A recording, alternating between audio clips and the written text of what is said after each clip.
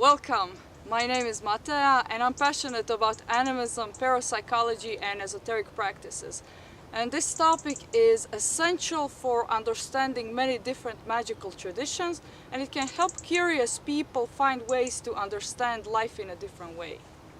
A living organism, a whole biological living organism, is an interesting thing, and the mainstream reductionist science cannot explain all the aspects regarding living organisms, especially aspects relating to consciousness, like for example how the placebo effect works. A multiple body model is a man-made system made to explain how the living organism works beyond what the reductionist science tells us. And subtle bodies are just the invisible parts of the multiple body system. Modern science uses one system to explain how living organisms work and what living organisms are. Esoteric traditions use another system to explain them, and they're not incompatible. Actually, they're just incomplete without one another. And the only thing that makes them incompatible is this unfounded belief that mind equals brain, and that the whole phenomena of mind is limited to the brain and the skull. That's the only thing that makes them incompatible.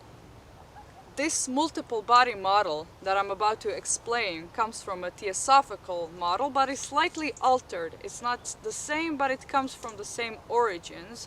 There are other different multiple body models, such as the indigenous Anishinaabe and Algonquin. And this theosophical altered model looks like this. The first layer is physical. It refers to our regular physical body that we see and know. Second layer is pranic, or energetic level. Third body is astral. Fourth body is subjective mental. Fifth body is pure mind. Sixth body is buddhi, or intuition. And atma, seventh body, means soul. So the energy body is called like that because it actually provides energy to the physical body and the upper bodies, not because it's made out of physical energy like the electromagnetic energy. It's actually made out of subtle matter, subtler matter than the physical matter. All subtle bodies are made out of subtle matter. So the practices to cultivate the pranic body or the energy body are yoga, tai chi or qigong, or any of the traditions that use energy healing. The astral body is made out of even subtler matter, and this matter is the reason why we experience emotions. Emotions are a result of our astral body moving, creating shapes and creating basically emotions, and it's the reason why we can feel other people's emotions when we're not looking in their face or in their facial expression, voice or anything. Because the subtle body moves, our subtle body picks it up.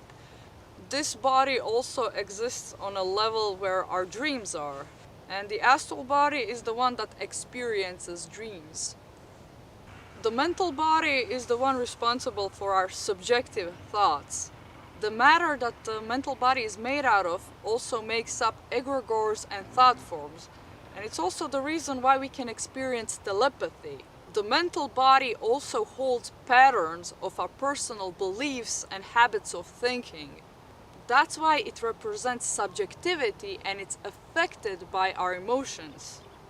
The spiritual bodies are a little bit tricky because they're not made out of any kind of matter, subtle or otherwise, and we as humans cannot really comprehend them, but we can try to describe them.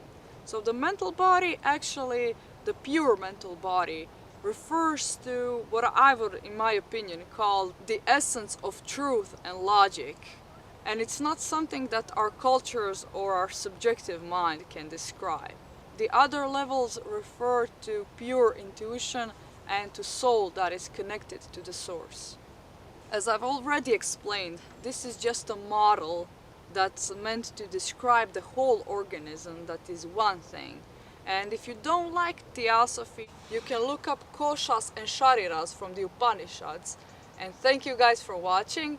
If you found this informative, leave a like, subscribe, share, do what you like to do, and see you!